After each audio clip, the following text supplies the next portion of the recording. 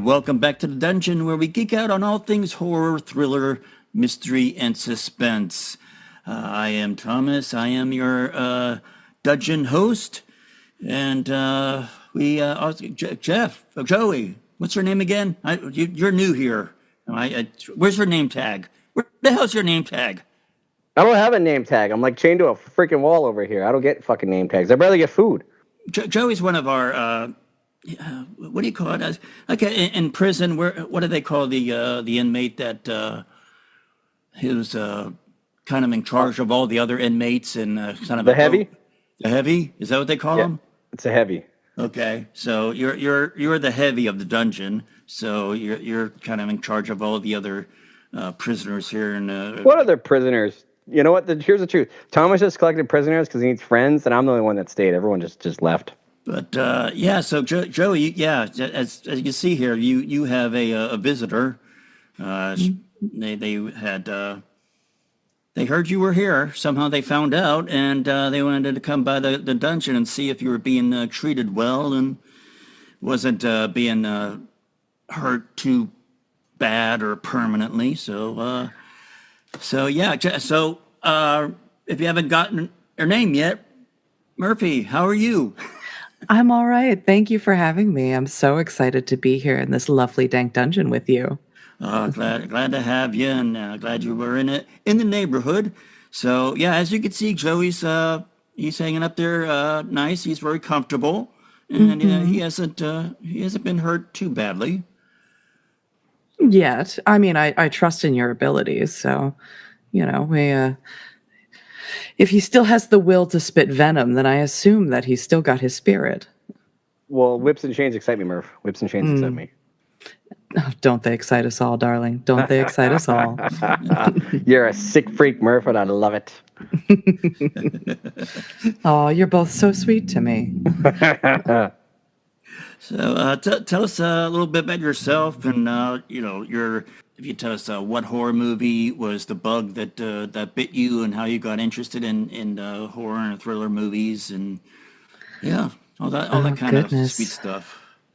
Well, I like to say that I'm a wannabe horror scholar. I love to collect different books of essays on different horror topics from lots of different countries and things like that. And I really love digging into all sorts of lore and just all the odds and ends that I can learn and apply to the rest of how my brain works and why I have become so obsessed. But I think that I really do have to bring it back to watching Hellraiser when I was in high school, as that is one of the moments that I can remember very clearly, just crystallizing in my mind. And it planted a little seed that I would come back to much later in life, actually. And then, goodness, I would say about 10 years ago, something just flipped and I just ran headfirst into as much horror as I could. I started with some classics and some slashers, worked my way into Return of the Living Dead, and, have expanded outward from there with obsessions with Tetsuo the Iron Man and, all sorts of other delightful things. A newfound love for Indonesian horror that I'm still exploring. And, we'll just see where that takes us. What's not to love about a multifaceted genre that can encompass any topic? Really. I mean, there's so many. A lot of people. I think that's one of the reasons why the award, some of these award ceremonies just don't recognize horror because they think it's just a one-trick pony and just very shallow and stuff like that. But there's so many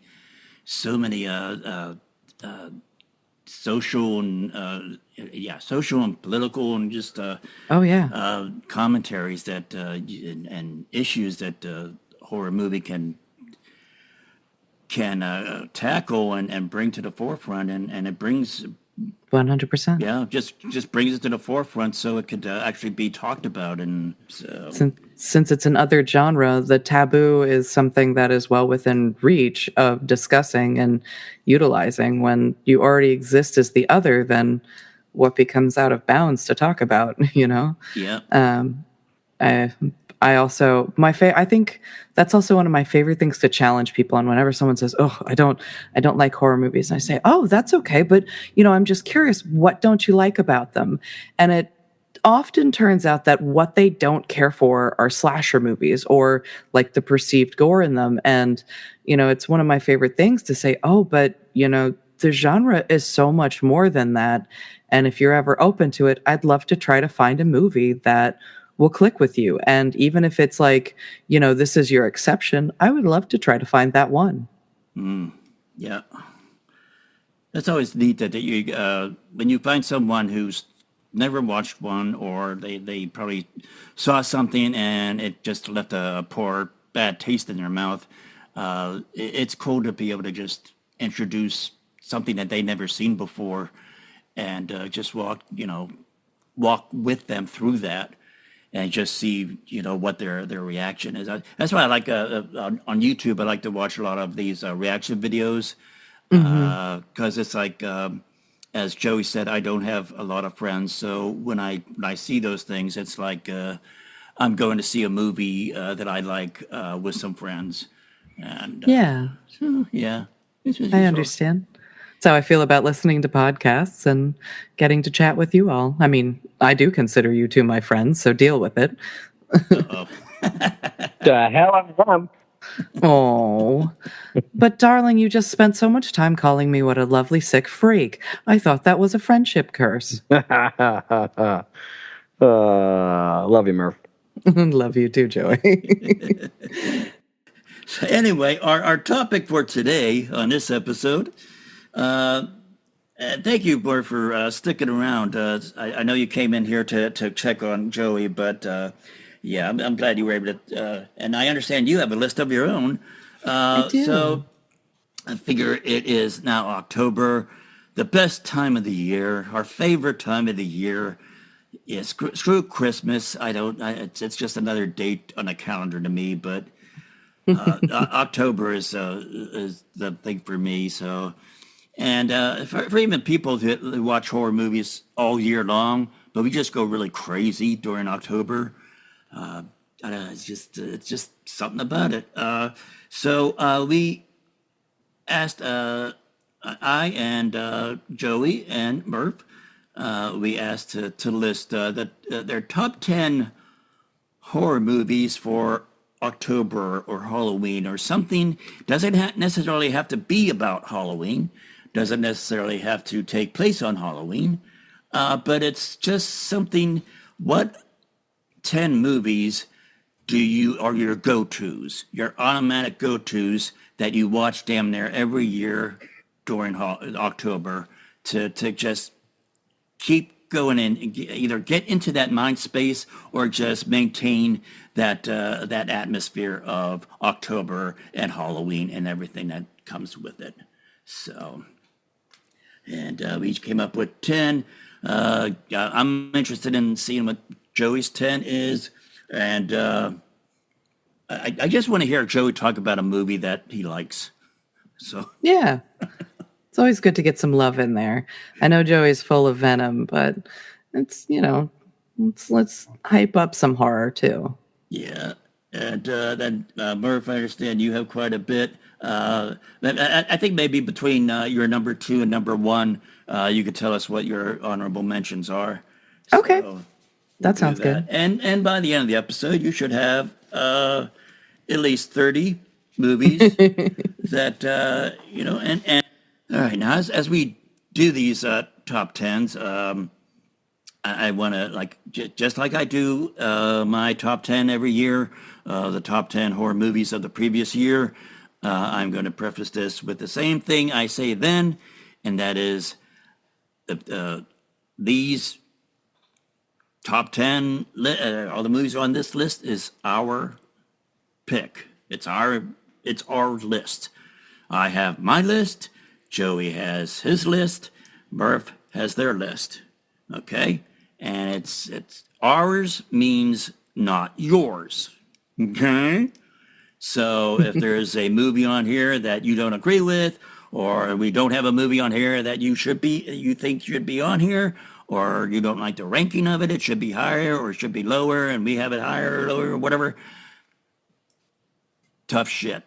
You go make a video and you make your top 10. Okay? All right. So let's see here.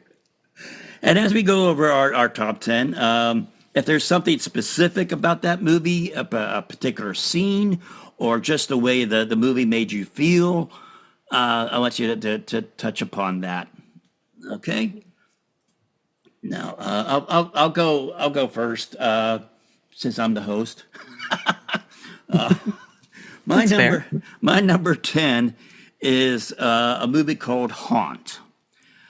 Now, this is one of those. At the time, there was quite a few movies coming out where they were trying to do, and I think they took it. They took their idea from the whole McCamey Manor thing, which was actually a real thing, where there's actually a documentary on McCamey on Netflix. You look that up.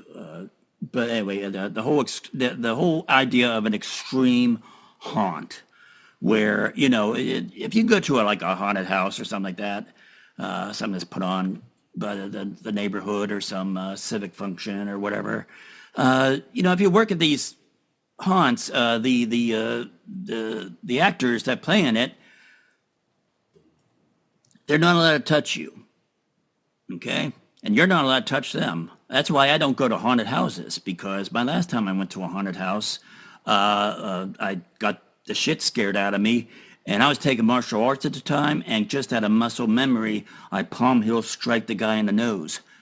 So it's like, I'm sorry. But, he already had blood on his face, so, that his nose bleeding didn't really, it fit in. It wouldn't show. But, didn't take away from the makeup. Yeah, but that was, they had the cops out there and everything. It was like, God. So yeah, I don't go to haunted houses anymore. But anyway, there was quite a few movies coming out at the time that was the thing about finding the most extreme or the most over the top haunt. Mm-hmm. And so Haunt is a movie that takes place. The group of kids go to this one, and they hear about this one haunted house, and they go to it, and you could probably tell what's going to happen is that once they go in there, the scenes and the little windows and stuff that they go and watch, like they go to someone and they see that somebody dressed up as a doctor, and the doctor, who is like the scare actor, is doing an amputation. And it's like, so the kids go walking through this thing. It's like, oh damn, that looks real. Well, that is really good. That's real. And what they don't realize is it is real, because they had grabbed one of the people. That's the person that they're doing the amputation on. That's fully awake. No sedatives. No putting them to sleep or under or anything like that. They're just chopping them up. He was one of the people that used to be in one of the groups that came in and was walking through the haunted house before them. So, before the movie is over, each one of these teenagers, one by one, is going to get kidnapped, separated from the group, and then they're going to be the victim on what the next group of kids are going to be seeing when they walk through. So, but Yeah, it's one of those things that it takes the whole extreme haunt. Like I said, in McCamey Manor. Now, in the McCamey Manor, they didn't kill anybody; they just tortured them to the point, and it was like one of those things where, like, the whole thing with them is there was some kind of a cash prize if you were able to last like so many hours, and he didn't collect any money. The ticket to get into his thing was bring a thing of dog food because he had some, he owned some animal rescue thing. But anyway, the whole thing with them is like nobody lasted more than an hour because they would, and he had this like waiver that everybody had to sign, and this waiver was like, some ungodly amount of pages, like 20-some, 30-some pages of a waiver saying, we're allowed to do this, we're allowed to pull your teeth, we're allowed to do this, we're allowed to do this. And so Haunt was one of those movies that kind of took that idea and just went crazy with it. So, Murphy, you're our guest here. What's your number 10? So for my number 10, I'm a little worried that my list is going to be boring, but number 10, I went very straightforward with Trick or Treat from 2007. Because I love an anthology film, and for me, Trick or Treat is that like kind of campy sweet spot where it's, not a fully separated out anthology. Everything sort of bleeds together, but we get, a little bit of, a little bit of zombie, a little bit of werewolf, a little bit of town's dirty secret, some Halloween folklore kind of things. And in general, I just like, it feels like a really good, like, it feels very fall to me, like it feels very idyllic October. Like there are leaves on the ground. It's a little bit crisp, and a lot of the films that I picked, I think actually do revolve around Halloween night. I didn't do that on purpose. It just, when they're going for that feeling, that's a lot of what I'm looking for in October. So that's what I landed on with Trick or Treat, where like, is it necessarily like the best film out there? No, but it's one that I love, and it's one that I revisit a lot. Like it's one that I'll throw on, as I'm getting ready. Like, oh, I need to get in the spirit. I need to get in this vibe. Yeah, Trick or Treat. That's perfect. So Trick or Treat is my number 10. Yeah, I've seen a lot of people list that in a top 10 of pretty much anything that has to do with horror. That's a real. That's a real big favorite for people, and yeah, and again, it's a trick and the letter R, not or. Yeah. Yes. Yeah. We might. There is a Trick or Treat, but that's a different movie. But there is, and we might come to it later. I fucking called it, Murph. I even said someone's gonna bitch out and pick Trick or Treat. Oh, Bitch you move. did. Whatever. I'm a bitch. I'll take it. I like that movie. If you don't like it, then swap out for like Mortuary Collection or something like that. Mortuary Collection is also great. It just, it's when we're going with vibes, I went with the vibes. all right, Joey, give us your number 10. Wait, I gotta pick movies I like. I thought this was about movies I want to shit on. My bad. No, Yeah. you do that any other time. No, you actually need to pen a love letter this time, or at least a like letter. Son of a bitch. My number 10 movie that I always feel like you gotta watch in Halloween, the spooky month. I'm hyping it up. I'm bringing it up. Is the Tim Burton classic. And no, I think Beetlejuice. We all love that one too. But no, I'm talking Sleepy Hollow. That's a really solid pick. I love that movie. It's fucking fantastic. You got Johnny Depp, you got Christina Ricci, you got Christopher Walken as a Headless Horseman. That is just one of those great films. And plus, if any of you parents out there listening with your kids, number one, you're a sick fucking freak. Because, you shouldn't be letting your kids watch these horror movies. You're a terrible parent. This one's a fantastic film. It's just Sleepy Hollow. It's a great fucking film. Really gets you in the mood of Halloween because I mean, the Headless Horseman. It's a fantastic fucking film. So Sleepy Hollow is definitely my number one or my number 10 pick. Sorry for movies to get you in the spirit of Halloween. All right. And so my number 9 is Ghostbusters. Nice. Ghostbusters because it was I saw it when I was in school, and I just loved it. I loved the humor of it. I liked the different ghosts and stuff they had on it. I liked the story.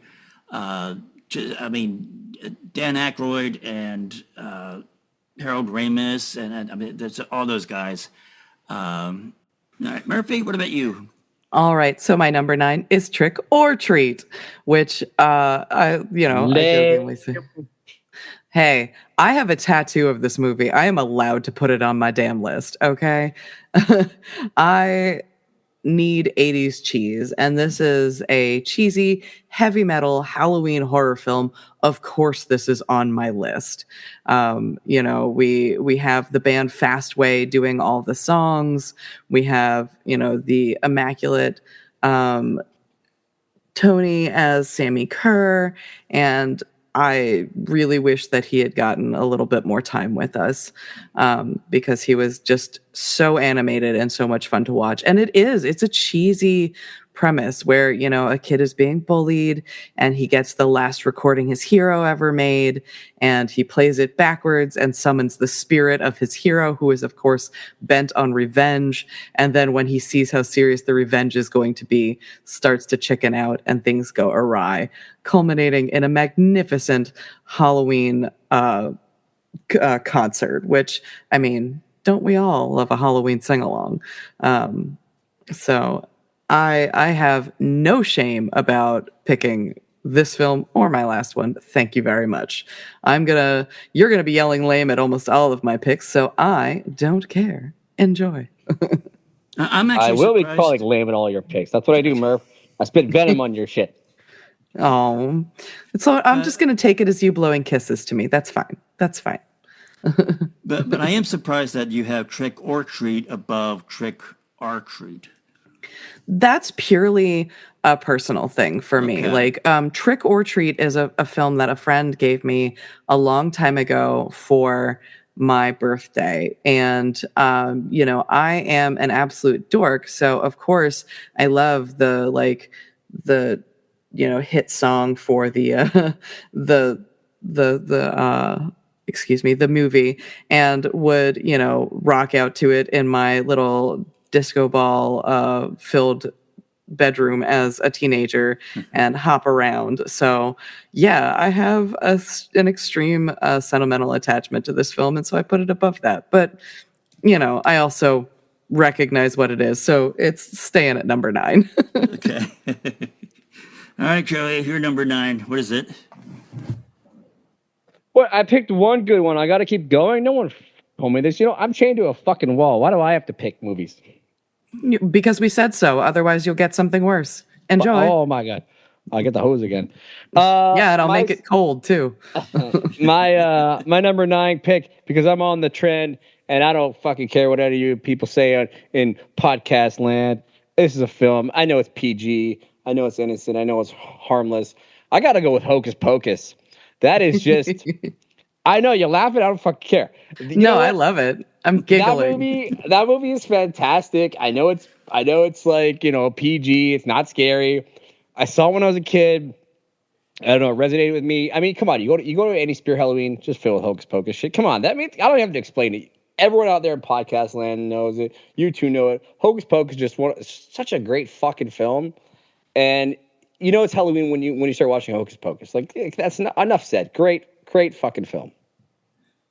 It's a totally fair pick. It's another great gateway horror film that I think is a launching point for a lot of folks to get more interested in witch movies. So I think it's great. Yeah, I could tell you that my number 9 being Ghostbusters. That we talked about it being a good gateway movie. From number 8 on is no gateway movies. They're all really just really effed up movies, and I don't know. So yeah. So from number 8 to 1, these are the movies that are my go-to that I watch every single year because I love them so much. So number 8 gives you an idea of how screwed up my head is. Number 8 is Hush. Ooh. I like it because it's just so like. I mean, we talked about the Stranger, not the fucking trilogy part chapter or whatever. The original chapters. People are scared about that because it's so real. So grounded on realism. It could happen. Hush is one of those movies. It's one of those home invasion movies. There's no supernatural thing about it. But it's one of these things that it can, and I'm very confident, does happen. Now, the intriguing thing about that is the protagonist is she is deaf and mute. So this guy is trying to, he's breaking into the house, walking around in the house and stuff like that, and she can't hear him. But it's pretty neat. Some of the tricks that she has that she has these devices that help her in her disability, and she winds up using a lot of those devices in foiling this guy. So it's a good cat and mouse game, and it's even scarier because shit like that can and actually does happen. So number 8 is Hush. Nice. That's a solid tense pick, which I'm also really glad that Hush finally got a physical release recently. So yeah, it's at last a little more available. There's a few others that I'm monitoring. But my number 8 is, so this one is the last one of the ones that I think Joey is going to yell lame at. But it's one that has to be on this list for me. And it's Halloween 1978. I watch it every year. For obvious reasons. My partner dresses up like Dr. Loomis and makes a fairly convincing one.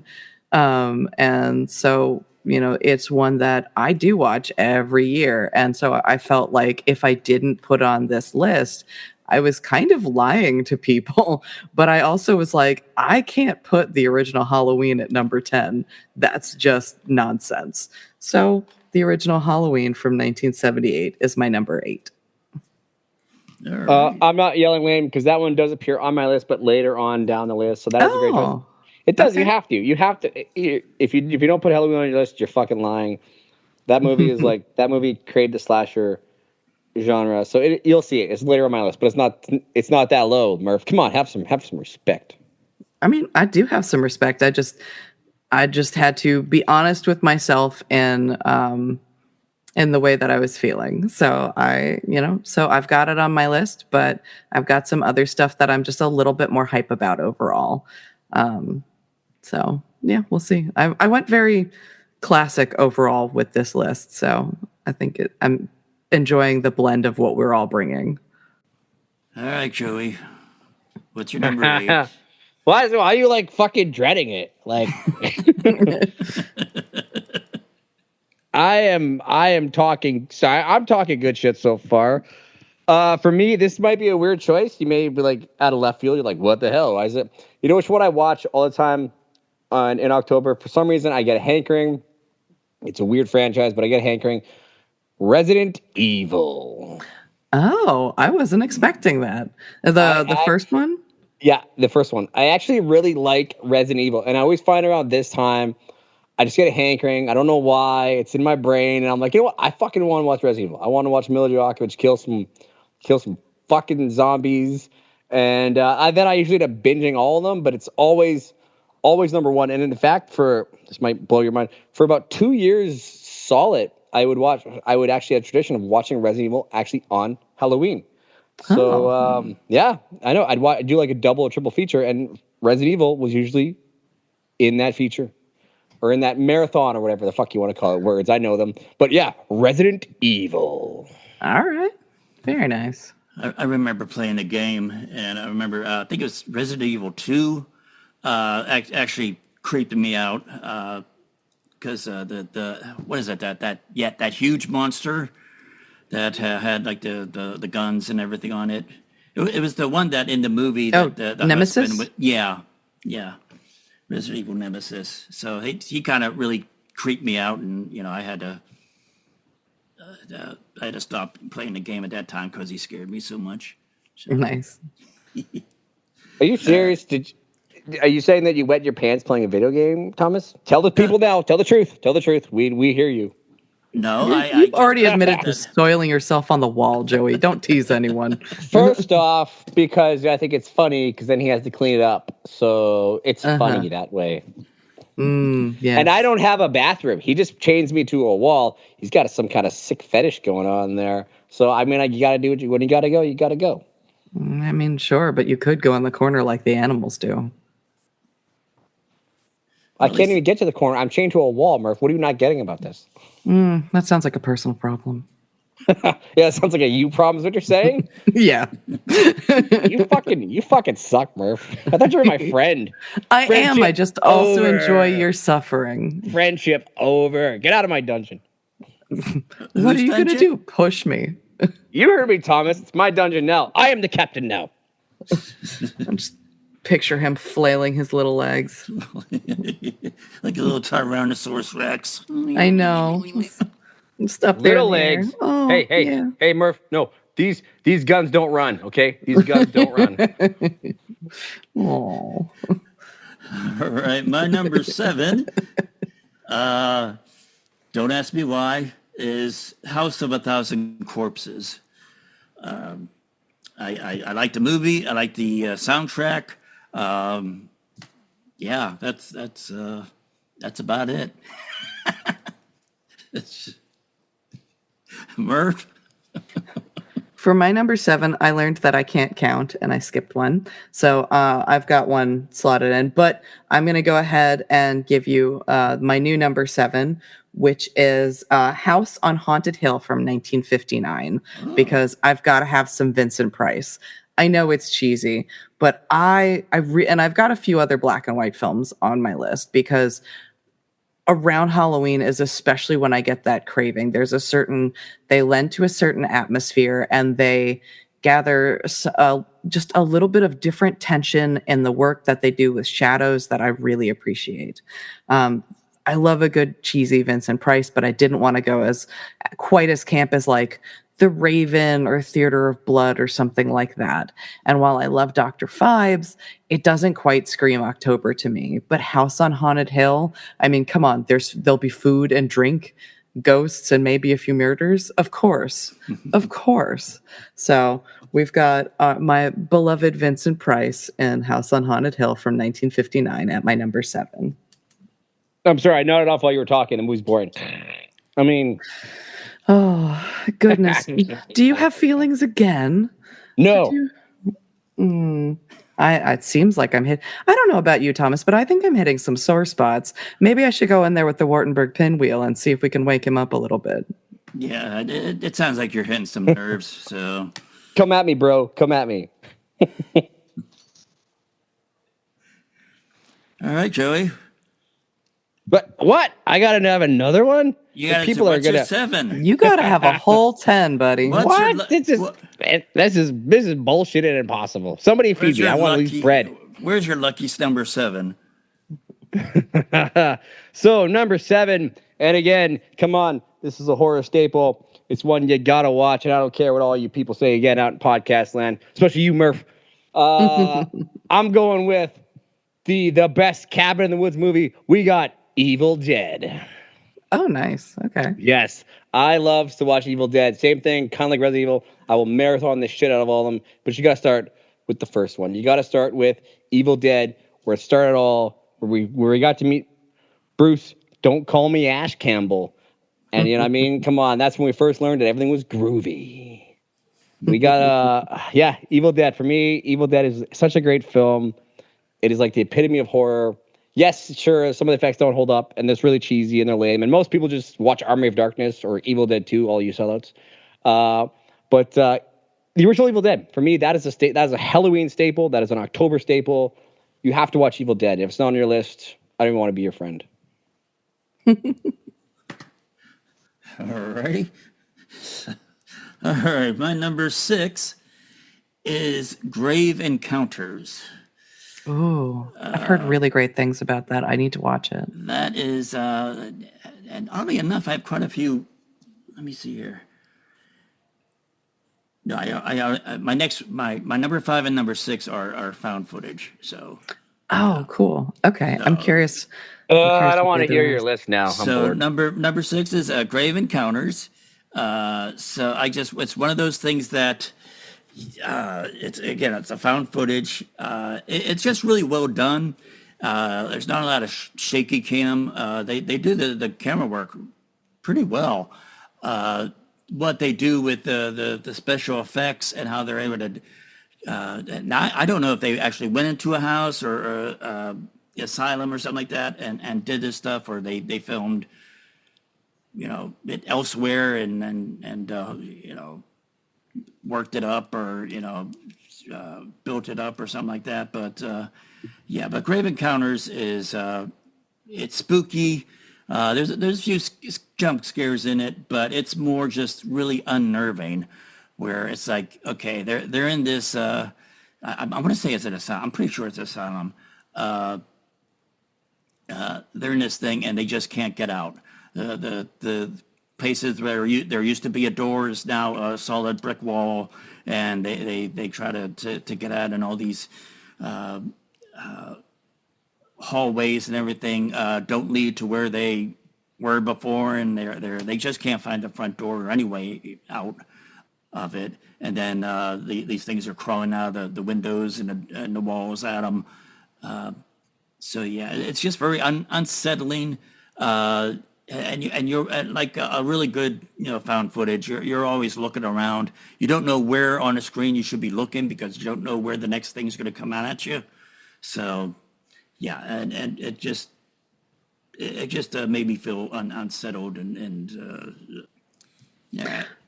All right. So my number 6, I went back to the 80s and went for a little bit of scares, a little bit of camp, and a great fucking soundtrack, which has to be Night of the Demons.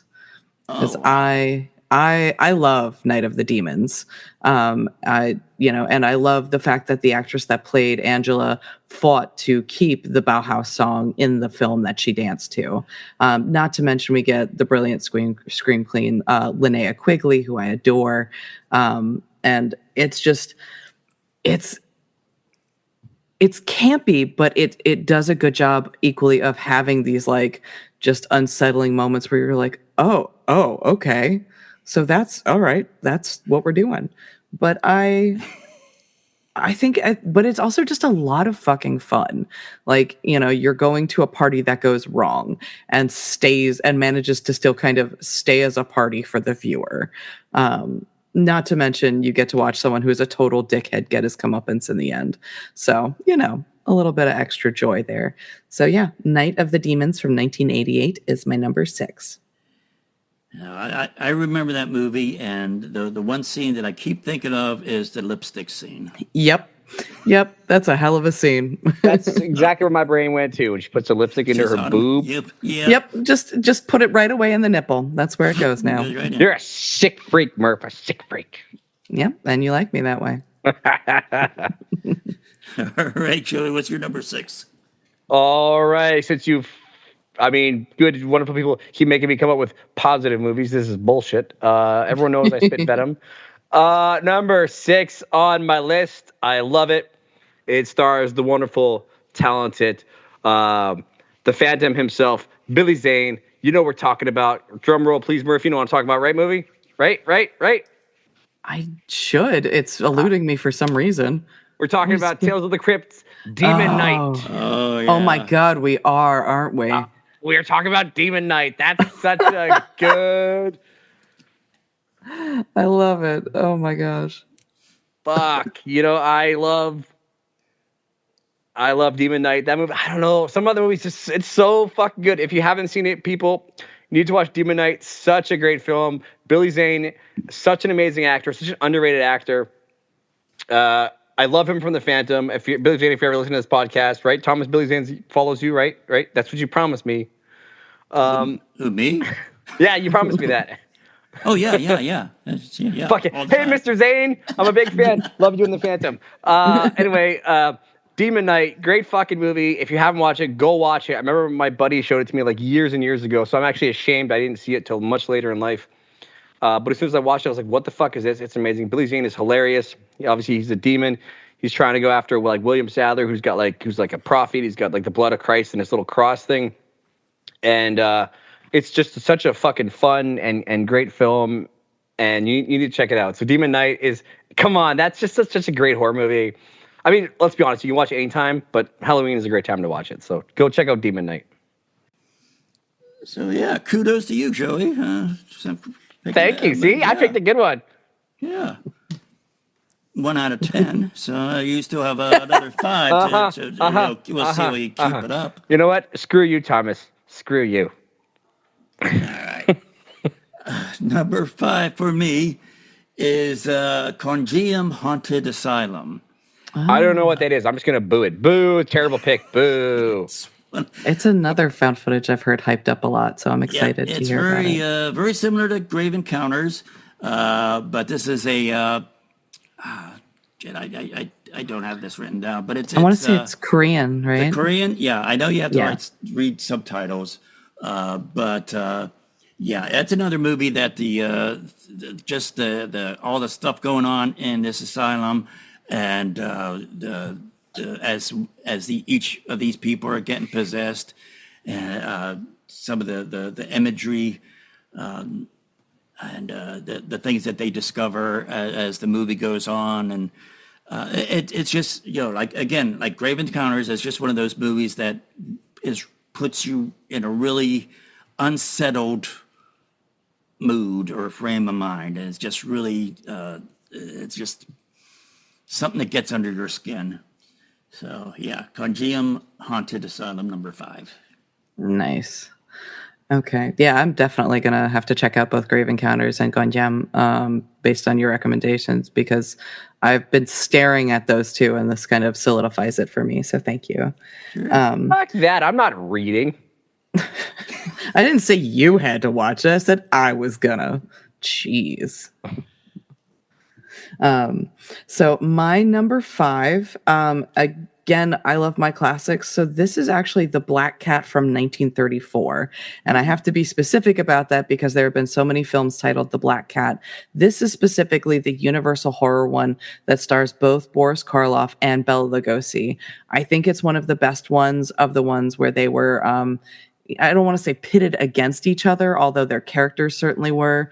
And, I think that often the actors were kind of, pushed to be at odds or felt like they were at odds with each other. But the chemistry works out very well here, with Bela Lugosi actually taking more of a heroic side to things, and Boris Karloff just being like this super sinister goth. It's actually like weirdly risque for 1934 in a lot of aspects.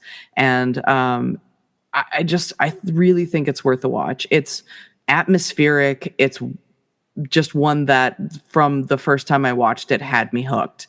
And so when I'm reaching for, a more classic watch, this is one that's way up there of a Karloff film that's not him as, Frankenstein or The Mummy, that I often recommend to people. So that is The Black Cat from 1934. Do you pick any fucking current films, or like are we just gonna every film was in black and white? Yeah, I've got one. Oh my God. Hey, the point is to have a wide variety of what horror is. And I think that we're doing a really good job of covering a lot of different bases. Plus, you guys know that I like some random shit. So don't act so surprised. All right, Joey, can you pull one out of your ass 2 times in a row? Yeah, I can. Mr. fucking negativity over there. So this is where me and Murph have the crossover. I put Halloween at number 5. There's a Halloween at number 5. The Night He Came Home was number 5 for me. Because yes, this film. Yes, I'm a better bigger fan than you were. Take that. So yeah, number 5 has to be Halloween, because I mean, yes, I know it's a cop out. I don't get it. All you people at podcast land, I don't give a shit. You gotta have Halloween on your list. Come on, it is the staple. All right, number 4 in my list of really movies to explain why I have to go to therapy is When Evil Lurks. Oh my God, I love When Evil Lurks. Oh, sorry, don't mind me. That's one of the and let me see. It's yeah.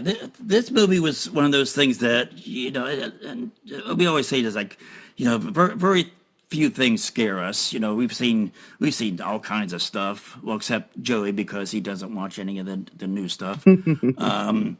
But I've seen all kinds of stuff. So it takes a lot to get me scared, or to scare me, or to shock me. But When Evil Lurks is a movie that, honestly, I had. It's a good thing I wasn't in the theater.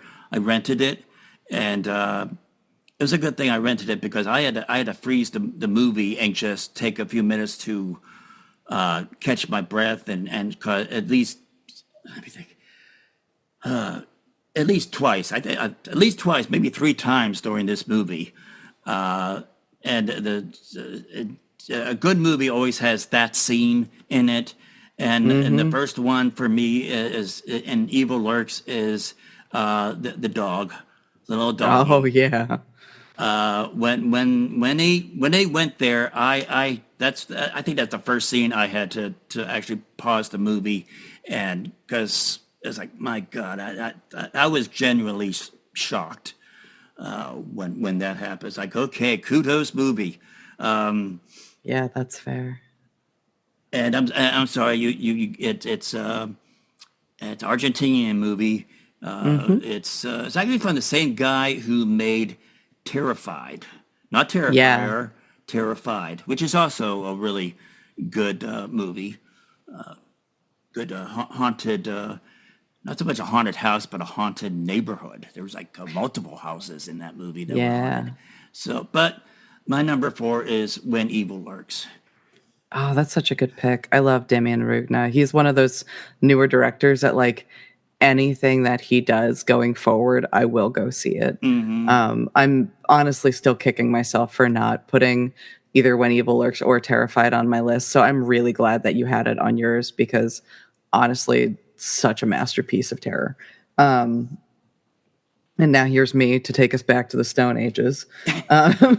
Not quite that far. This is my number 4 is City of the Dead from 1960. So this is a Christopher Lee film that's recently become beautifully restored and more widely available thanks to Severin. Severin just included it in their second folk horror box set, but it's got, like a town with a haunted history, like an unsettling cult, a little bit of witchcraft, and, luring people to their demise, and all in, once again, to Joey's chagrin, stunning black and white.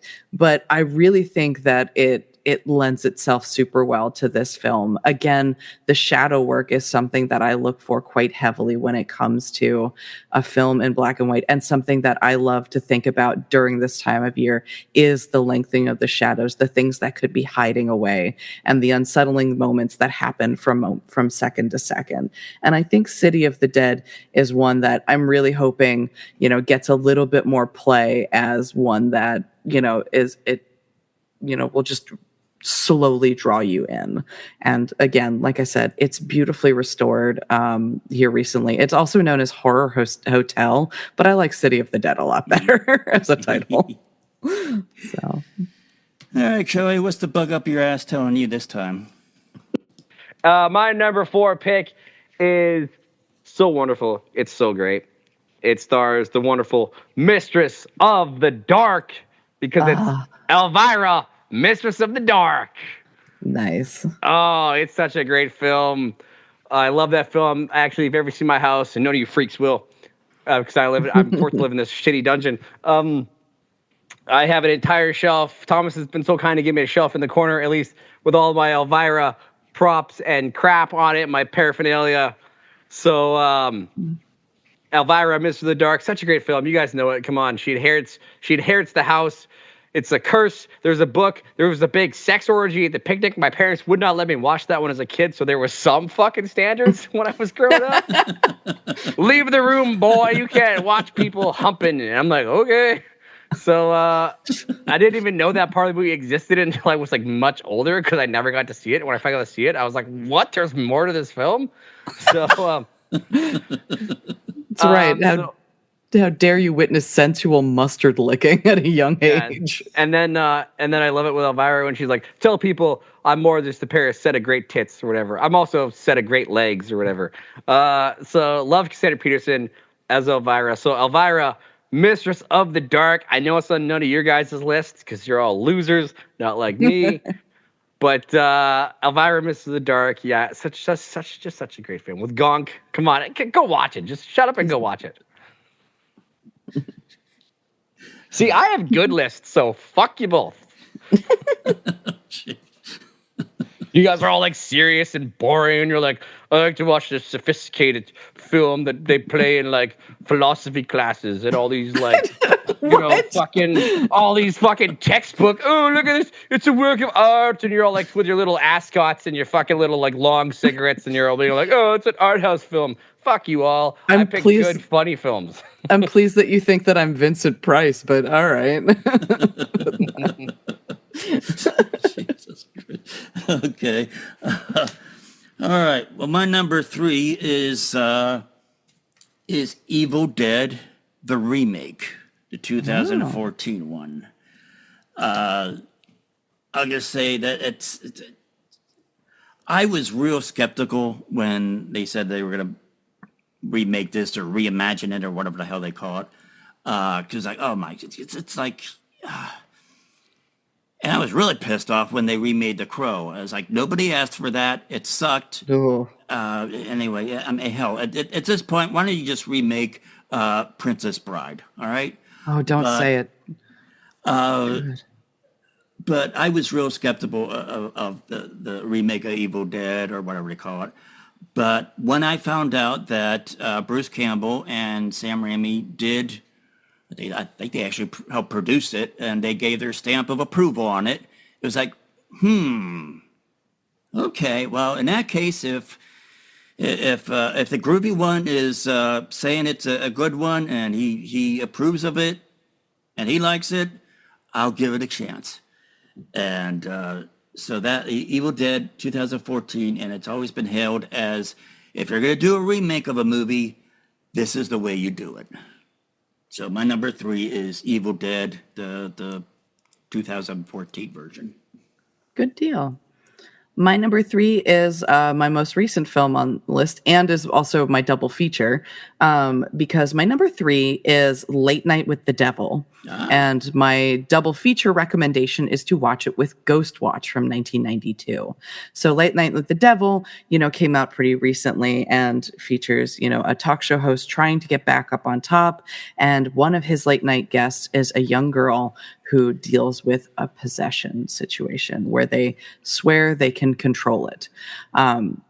And they alternate between what, is the recording of the live broadcast and the behind the scenes footage, which I enjoyed a great deal. And then on the other side of that, Ghost Watch was aired on BBC as what was presented as earnest footage. And if you didn't tune in right at the beginning to see like all of the production notes, you had no idea. All you saw, tuned in, you saw your usual BBC presenters, and they were investigating a haunted house.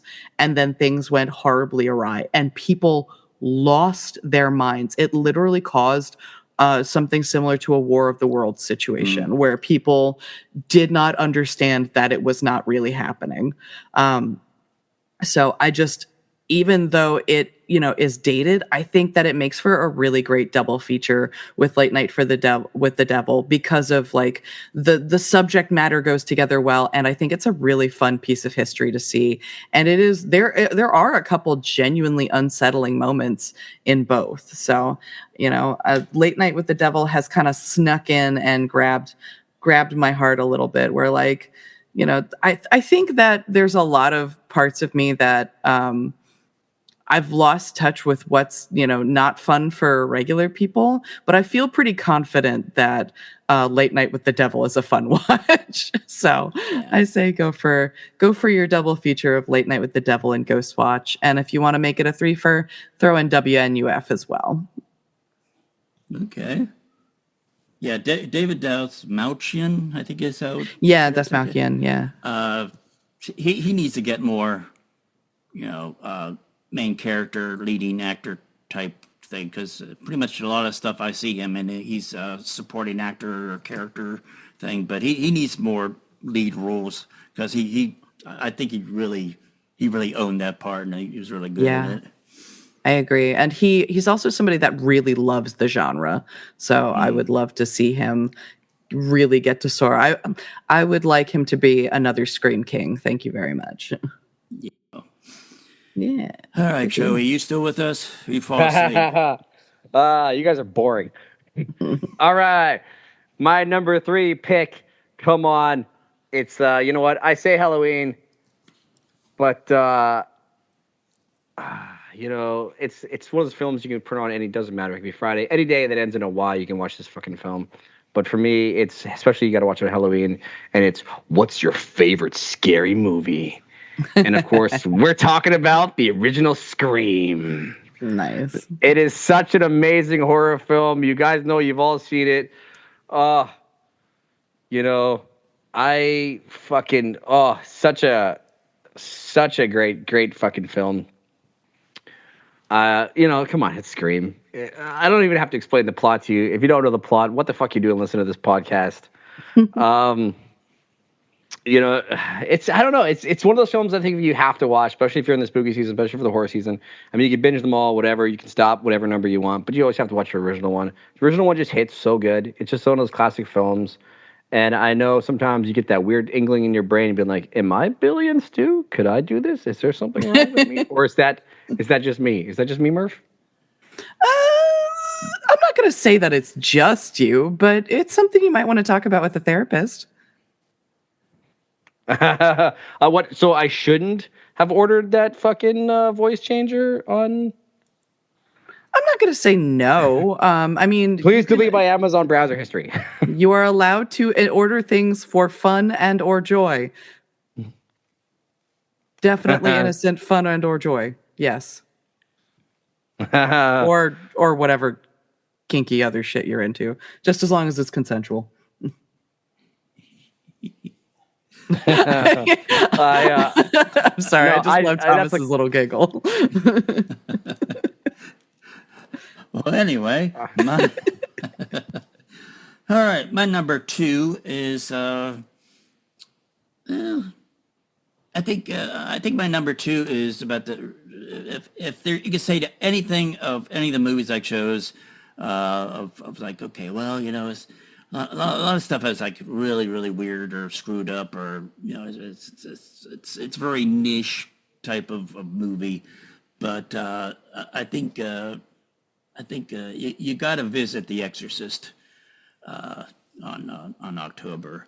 I remember when I managed to be able to see this movie back in my church days.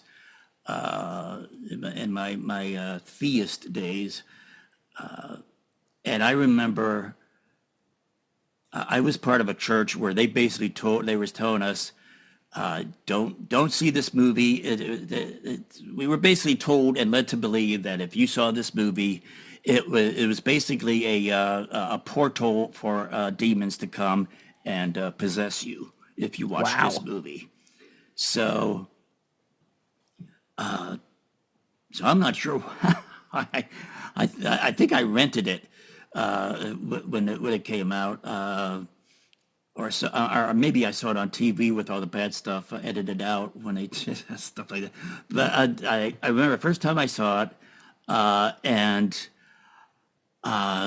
it just scared the shit out of me, especially the whole thing where she's like. well, of course, that classic scene where her head spins around, and then another one where she's basically, stabbing the cross into her hoo-ha. So, fuck me! And This is a family show. yeah. Is it? Are we the family? So, Or do you mean like the Manson family? More like the Sawyer family. Oh, that works too. Yeah. So that's my number 2 go-to is The Exorcist. Nice. A solid classic. So my number 2, I really wanted to put The Bride of Frankenstein there, but I ended Lame. I put Whatever answer Bride is lame. as one of my honorable mentions. So my last Overachiever. blah blah blah. That's all I hear when you talk. So my number 2, I went for pure fun because I needed to be honest with myself. My number 2 is Young Frankenstein. Yes. I just love that fucking movie. If you haven't seen Young Frankenstein, it is joy, and it's such an amazing homage to the original Frankenstein as well. They used the same set, and it is clearly a labor of love on the part of Gene Wilder and Mel Brooks. Like, everybody in that film did a fantastic job. Just go enjoy yourself and watch Young Frankenstein. Bring yourself some joy. That was my mother's favorite movie. She just loved that type of humor. So I love that. all right, Joey. So my second pick, again, Thomas, you stole my answer. It is The Exorcist, because we all know it's an excellent day for an exorcism. So remember I mentioned Resident Evil. I do like that in deep sexy voice.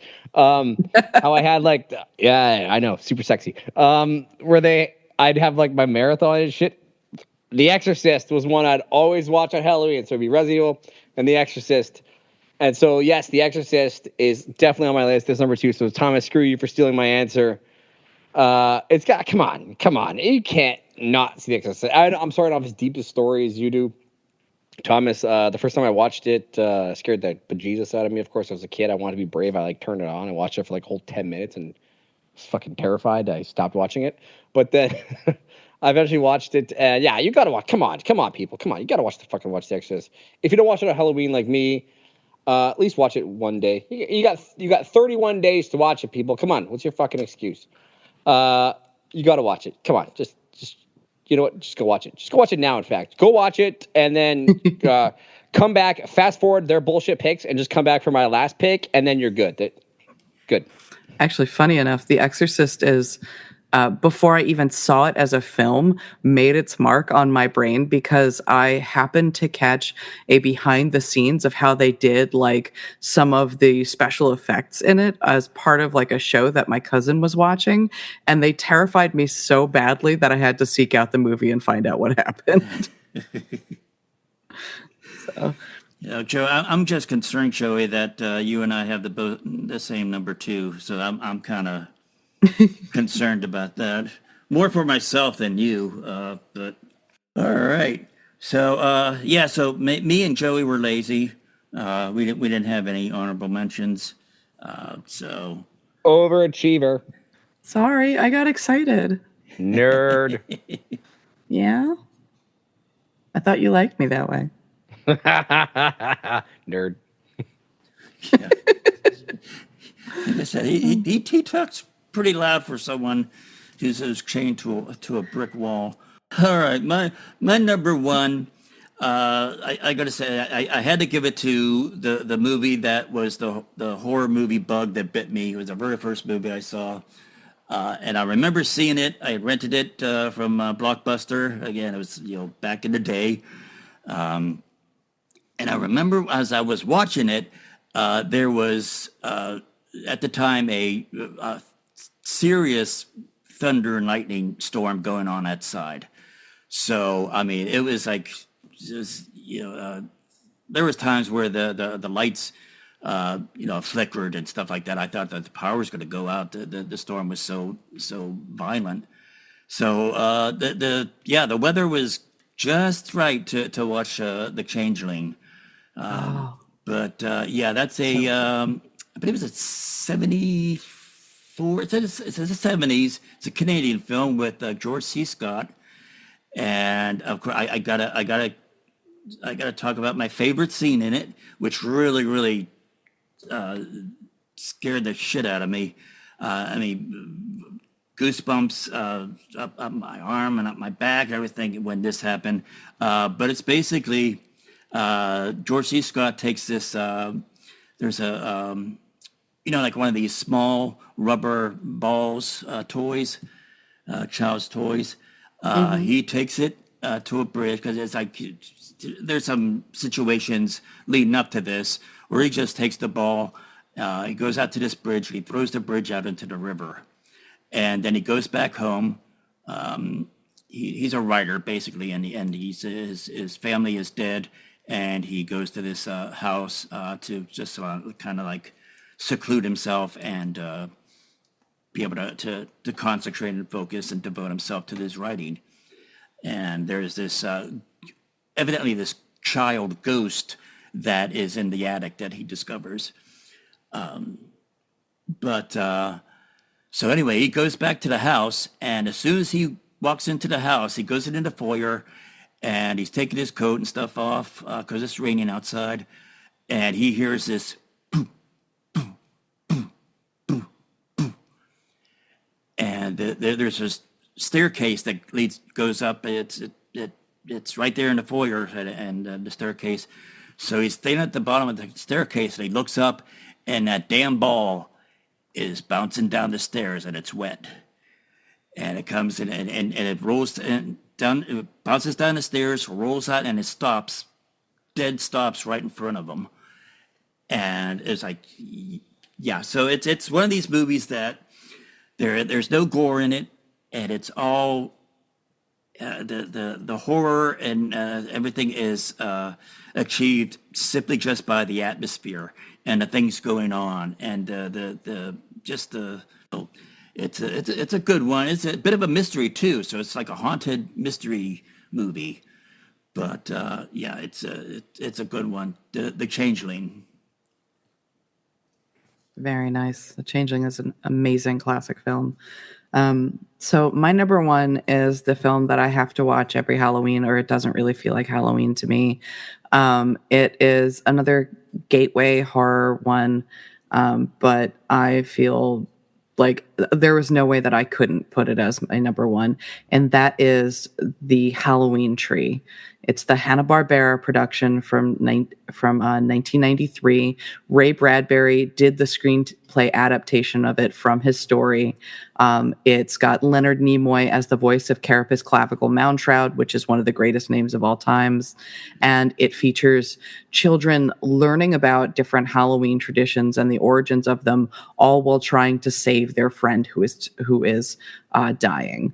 And it is just one that I have to watch it every year. So that is my number one, and it's one that I will drive to Canada and fist fight Joey over. Hey, you're not allowed. There's tariffs as soon as you cross the border. Whatever. I am one of the gays. They'll let me go. They just won't let me come back. Good luck finding me. You have to cross the river of maple syrup, the forest of hockey sticks. Oh yeah, and then I'll have to remember how to order a double. Yeah. Yes, it's a double. See, Murph, you remember something? Double. What the fuck is it, Murph? What's a double? It's where you leave room in your coffee for 2 creams and 2 sugars. It's not leave room in your coffee. You just say, I want a double. There you go, all you non. Yeah, that's just say. You just go up to Tim Hortons and say, you go up to Timmy's and say, I want a double. Done. There you go, all you non-Canadian podcast listeners. Double. There's our Canadian word of the day. Well, all right, now it's the moment you've all been waiting for. Do you have a Canadian movie for number one? No. I had one. Yeah, well, that's because you're a wannabe Canadian. I'm a real Canadian. Can you blame me? Well, no, because Canada's fucking awesome. We are awesome up here. I know, that's what I mean. I want to get the hell out of America. Well, Thomas, you cannot live with me. I'm sorry. Actually, you know what? I have a little shout out back. Yeah, revenge. Revenge is a dish best served cold. And in Canada, it's cold as fuck. Yeah. So, I know what you're all thinking. I know, again, you skipped. You came back after watching The Exorcist. You skipped their boring ass list, and now you're back. So, welcome back to the show. The number one that you all waiting for. Fuck all the other ones. Let's know it, Murph. You know what's on my list. I mentioned it to you before. If you don't remember, Yes, you did. Oh yes, Murph. Oh, I know which one it is. You want to say it with me, or should I just say it to all the people out there? Because again, my list is fun. Your guys' list is boring, and of course, we're talking about none other than Ernest Scared Stupid. Yes. Come on, people. Ernest Scared Stupid. Number one. Good luck trying to find this movie on physical. Guess what? I have one. It is hard as balls. Why? Because this movie is fucking amazing. Ernest Scared Stupid is the ultimate Halloween horror film. Such a fun movie, such a stupid movie, but it's just such a fantastic movie. So Ernest Scared Stupid is definitely number one, and it cemented that spot so easy on my list. When Thomas, you said you had to come up with a list, I was like, what the fuck, 10 movies? I can't do this shit. But that was the first one that came to my list. So everyone, Ernest Scared Stupid, number one. Forget all their picks. Remember my picks. That's all you need to do. Just fast forward all their shit. remember, people. They want to stick things up my pee-pee. So please free me. Hashtag free Joey. Save the pee-pee. Yeah. That's what you need to remember. Hashtag save the pee-pee. If nothing else, save the pee-pee. Hashtag pee-pees. Hashtag pee-pees matter. No. Of course, and then make sure you follow me on dungeon sexy dungeon Joey at 297. My God, what are we on MySpace? What's happening? Is that your OnlyFans?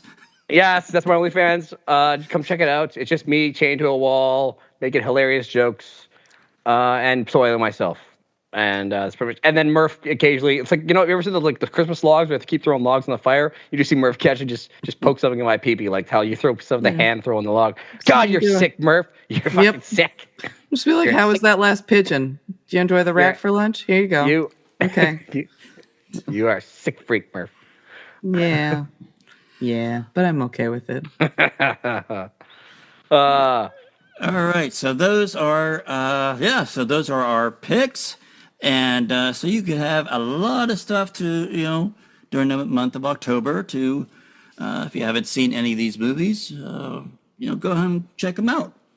So, but before we leave and we let Murphy go and we get back to, torturing Joey. Well, Murph got nothing better to do. Yeah. Murph has no life. I mean, that might be true, but, I'd prefer to think of it as a few moments with friends and, what Thomas and I enjoying a moment of bonding via torturing you. Oh, so you want to enter in for the torture? Okay, all right. Yeah, I was thinking maybe of throwing my whip into the ring. Okay, yeah, that'll be great. We could play tag team. Sounds like a plan to me.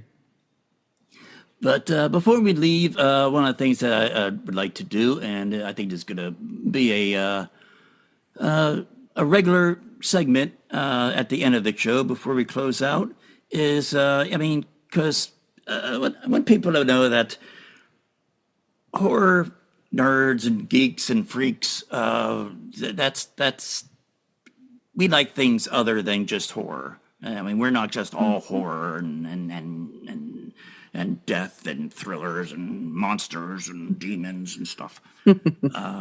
So the last segment of each episode, I just want each one of okay, if it's just me and Joey, then me and Joey's going to talk about it. But since we have a guest, Murph, you could think of something. Basically, I want each one of us to say something that we like other than horror, thriller, mystery, suspense. Something other genre. Now it could be a new movie you saw. For example, last episode we were talking about the Naked Gun, something like that. It could be a hobby that you have, or it could be a TV show that you've binging, or it could be a new band you just got turned on to, or anything like that. That's just something that something outside of the horror genre that you've been enjoying recently. Gotcha. Well, I'm really obsessed with the show Taskmaster. It's a British show. You can catch all the episodes on YouTube, but the most recent season had just started a couple weeks ago. So episode 4 released today, and I really like the group of comedians that's competing. Basically, Greg Davies and Alex Horn have given a group of comics a series of ridiculous tasks that they completed, some that are pre-recorded and one that they do live in the studio. And they compete for a model of Greg Davies' golden head. And this group is really great. It's Reece Shearsmith as one of the contestants, and his like slowly simmering rage throughout it just feeds me. But it's just ridiculous and delightful. So if you need something where like you can kind of turn your brain off but mostly expect joy from it, highly recommend Taskmaster. And their YouTube channel is an extra joy because you can go and find each season and click on it, and it's got all the videos for it organized in a playlist, so you don't have to like try to sort through their whole fucking YouTube page for like the videos in a row. So all right. So Taskmaster, that's my obsession. Okay, Joey, you got something that you actually enjoy, other than horror, or spitting your venom on? You know horror? what you know what I'm actually really, really enjoying is Haunted Hotel on Okay, on Netflix. It's I don't know why. It's just, to me, I don't know. It's been really funny. You guys watched it? It's on Netflix. You know what I'm talking about? Yeah, the animated series. I understand. I haven't seen it yet. It's on my watch list, but I understand that they've already ordered a season 2. Yeah. It's so, I don't know. I really like it. It's where it's like where the one guy's dead or whatever. The woman has to like inherit the hotel or whatever. She's got her 2 kids. It's like haunted. It's like fucking haunted by all these ghosts or whatever. I don't know. It's really funny. There's like a demon Abaddon or whatever, voiced by like that. Was it Jesse Simpson or whatever? The guy from he was on It's Always Sunny or whatever. Anyway, fucking, I don't know, just funny show. Like, I binged the shit out of it. Really good. So that's my only recommendation. Everything really Haunted Hotel. I really like it. I like it. That's the one. That there you go. See. I have good shit to say. I can say nice shit. Now I'm gonna go like vomit later from saying all this nice shit. But I go wash your mouth out. Anyway, people. See, I'm fucking nice.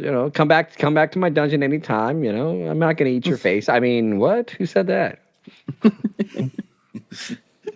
Just stay away from the teeth. That's always a good rule.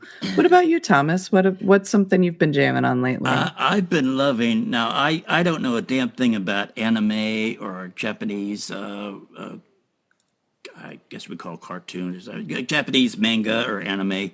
But I was introduced a number of years ago of a manga called Night of the Living Cat.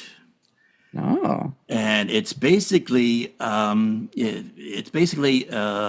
there's a virus that came out, and it's possessed by cats, and it's a thing that if a cat touches you or you pet a cat, you touch a cat, if a cat comes up and rubs up against your leg, you turn into a cat.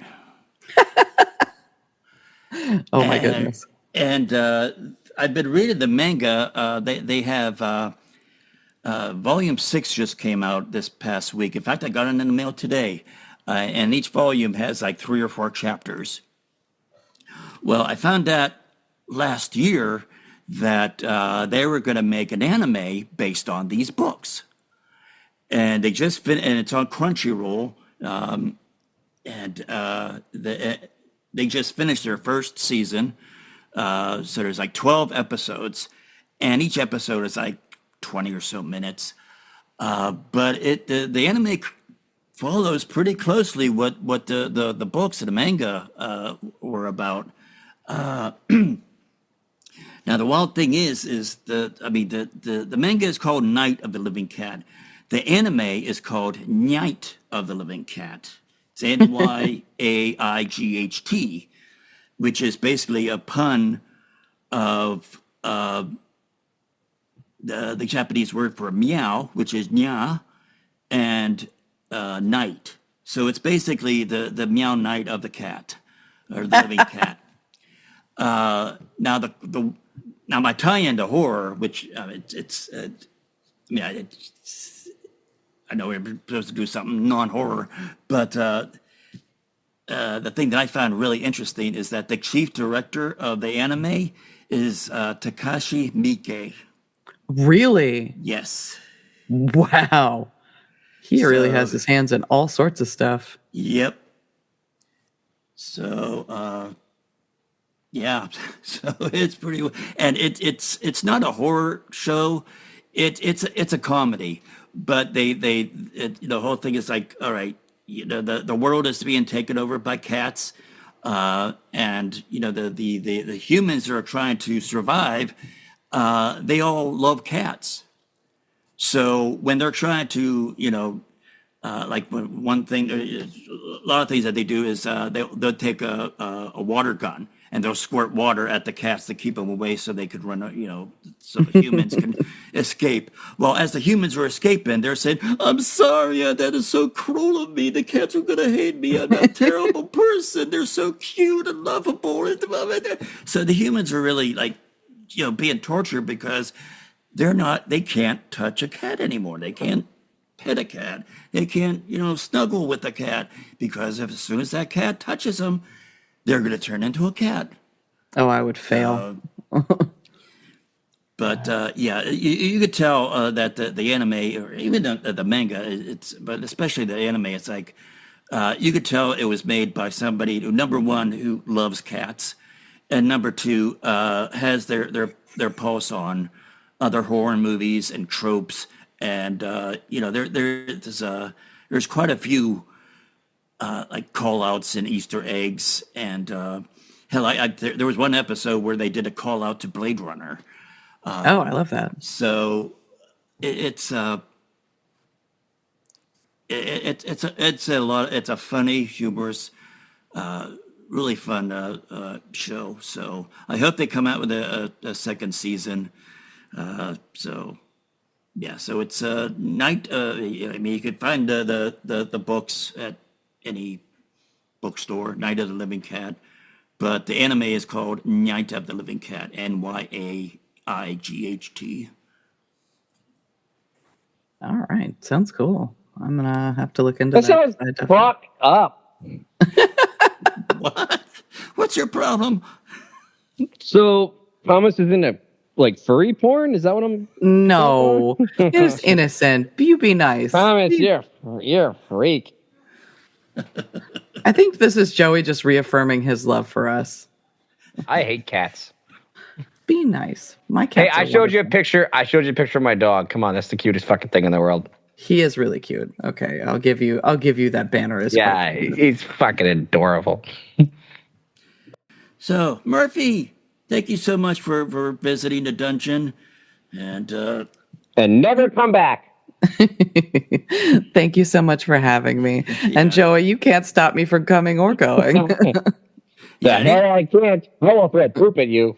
anytime you want to come by and and pick on Joey and dig in there, and I got all kinds of toys here, so wonderful. you could pick whatever you want and just have at them. So Sounds like a party to me. I really appreciate you both having me on. This has been lovely. It was wonderful to see each of your lists and get to love on some horror, different styles of horror together. This was wonderful. thank you. So now, if people want to find out about you, do you have like any social media or business or anything you want to plug? Yeah, they can follow me both on Murphy_Lawless and at Queerdo Babes Potorama on Instagram. That's, I think, majority of where I'm posting at the moment.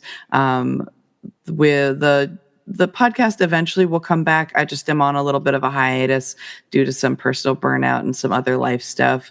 But yeah, Queerdo Babes from the Horror Potorama. I've got a good couple of episodes. If anyone wants to give them a listen and be like, Murph, you are a giant nerd. I'll be like, yes, thank you. I'm trying. But yeah. That's an understatement. That's an understatement. But yeah, come find me on Instagram and let's be friends. All right. And we'll have some links to those on the show notes of this episode. Well, that is it for this week. Thank you so much for listening and downloading. Come and follow me on all my social media shits are on my link tree. That's probably the easiest way. Just go to my link tree. And all my links are listed there. We have the website. We have your Apple Podcast. We have the Blue Sky. We have a Discord. I just created a Discord not too long ago. I'm still learning how to use it, but click on that and come in there, and we could talk about chit chat about your top 10 movies that you like to watch during October Halloween festivities time.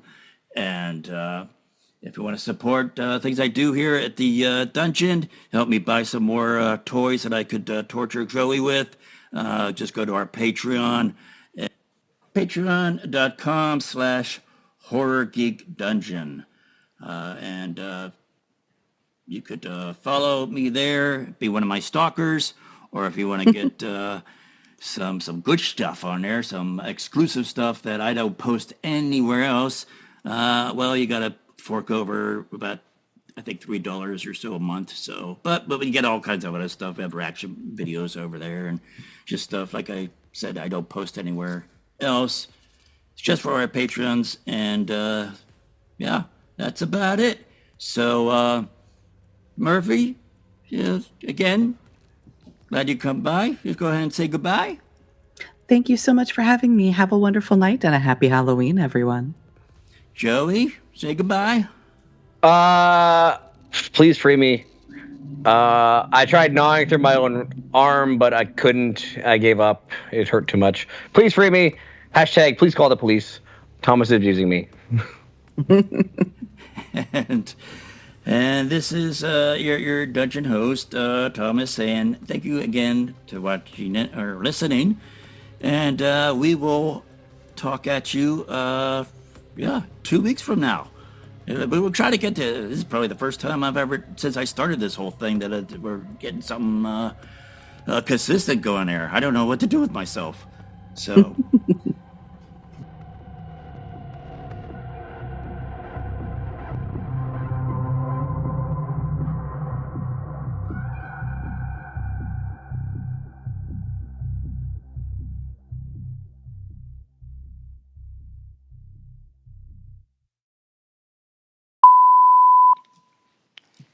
well, I'll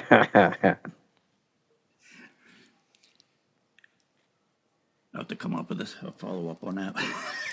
Oh, I'm stumping you, Thomas. I'm stumping you. Come on, man. You got to, if you want to go with me, buddy, you got to spit venom, right, Murph? You got to spit venom. Oh, is there an echo in this dungeon?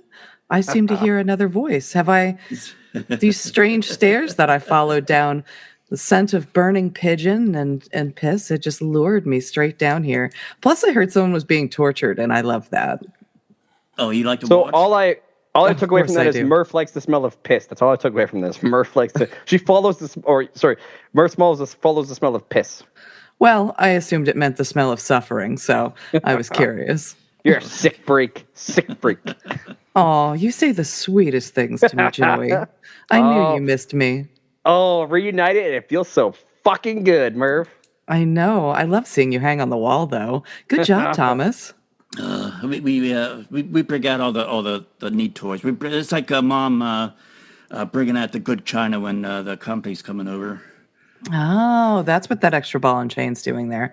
Very nice. Very nice. Good for the spine too. Nice stretch. Have you Oh, I seen that, remember. Mark? I remember hearing about it, but it's another one that that I haven't gotten around to watching. I'm so sorry. I've been so lazy. Oh, Next that's I know, okay. you'll be stringing me up in the dungeon. Shirley, have you It's not seen that bad. Have you seen that?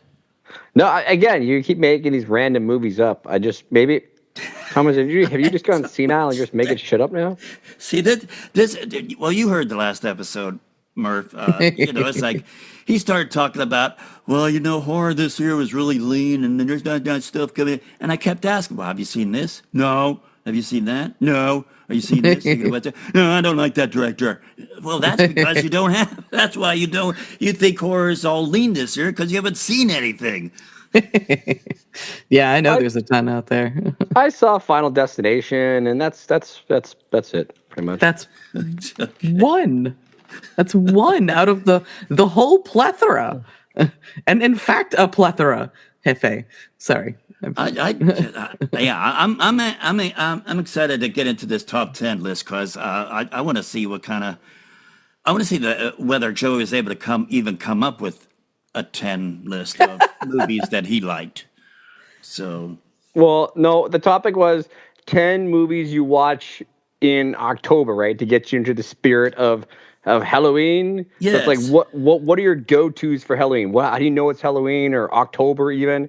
I came up with a list, 10 movies that I think to me that I tend to always watch in this month. Like that was my goal Okay. going into it.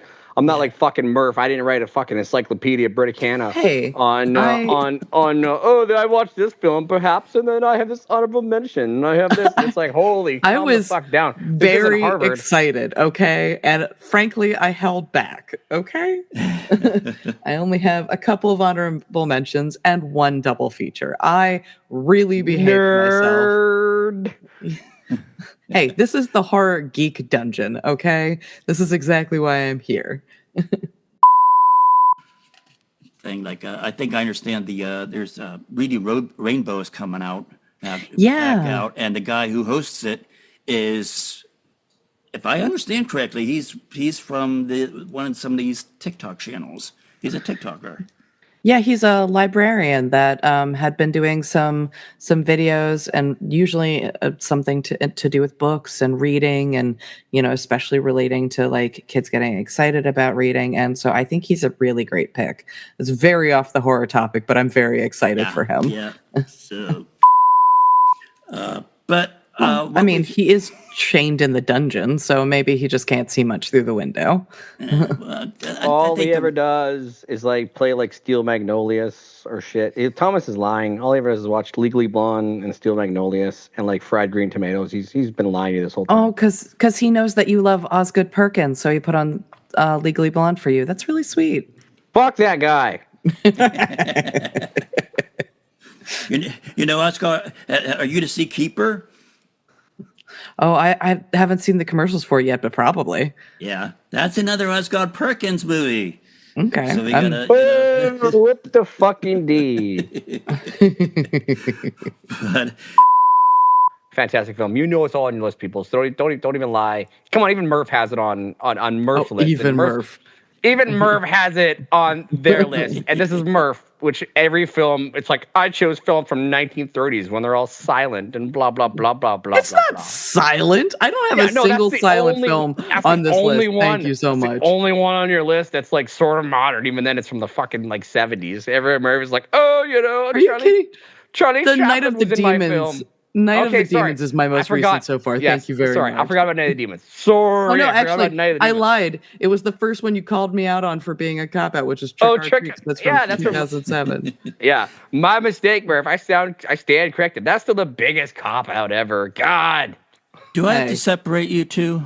Yeah. Good luck. Get Murph out of my dungeon. Murph. Nope. Oh. Nope. Nope.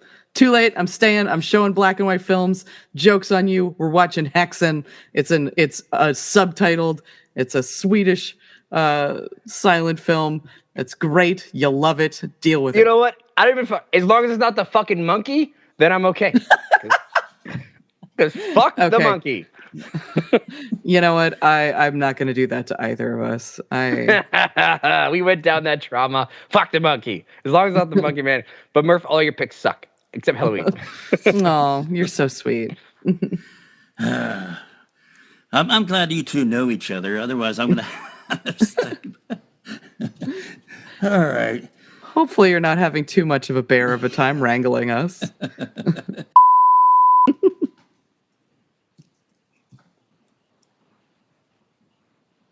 Did the bug eat him? I don't know. Joey? You still there? Did you starve to death? No. I had to eat the bug just now because you guys don't fucking feed me, so I had to eat the bug. Protein. He does. This place sucks. I'm gonna give it a terrible review on Yelp. You know, he's got a lot of lung power for somebody who's starving. Are you sure you're really torturing him, Thomas? I think you're going soft on him. Yeah, I need to up it up the thing. So. I told you, whips and chains excite me. Well, that's why we're going to bust out the sharper objects and the stretching machines. Ooh. I'm going to get the sounding things out. Ooh. Thomas, you devil. We'll see if he's cackling and laughing at that. All right, my number one. Bring it, old man. Bring it. Joey, do you know what sounding is? No, I don't know what it is, but I don't even care. I'm badass. I'll take it. This is the one moment where I wish your face was on camera so we could watch you Google it. What is it? Tell me, Murph. You weirdo. What is it? Oh, it's where you insert different things into the opening on a penis or a urethra and slowly stretch it. That sounds like exciting.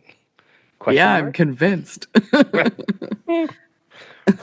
the fuck do you know that, Murph? God, Murph is into some fucked up fetishes. That's what we learned here. If I learned nothing else today, that's what I learned. You learned that Murph has a knowledge of many things. Yeah, boring movies. And sounding, apparently. Look, I like to stay well-rounded. I don't ask me why, but I was at a workshop where that was being demonstrated. Oh, wow. And there was a guy in the back row that passed out. Oh my God. So here we go. We're at like a ballroom at a hotel. So we had to call 911. So while we're waiting for 911, it's like, hurry up, get dressed. So we got, but we thought he passed out because of what was being demonstrated, and as it turned out, he was a diabetic and something with his sugar went, so he lost consciousness. But yeah, he was, and they were just at that certain part in the because the thing that she was demonstrating with was one of those tuning forks. Oh wow! So yeah, they were putting a tuning fork in and hitting at the fork that thing, and I think that was the part that they were demonstrating. And all of a sudden we hear this in the back, and we look back and there's a poor guy on the floor. Oh goodness! So quite the timing, but glad you got him some assistance. Yeah, that's for the outtake. Fair enough.